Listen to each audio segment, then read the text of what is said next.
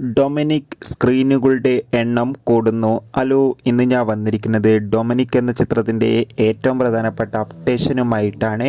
വീഡിയോയിലേക്ക് വരുമ്പോൾ video like ചെയ്യുക, ചാനൽ സബ്സ്ക്രൈബ് ചെയ്യാൻ വേണ്ടി ശ്രമിക്കുക. മമ്മൂട്ടി, ഗോകുൽ സുരേഷ് എന്നൊക്കെ പ്രധാന കഥാപാത്രങ്ങളായി ഇന്നലെ ജനുവരി 24 റിലീസിനെത്തിയ ചിത്രമായിരുന്നു Dominic and the ladies purse. എല്ലാ സിനിമാ പ്രേമികളും ഒരേപോലെ ചിത്രത്തിൻ്റെ റിലീസിനായി കാത്തിരിക്കുകയായിരുന്നു.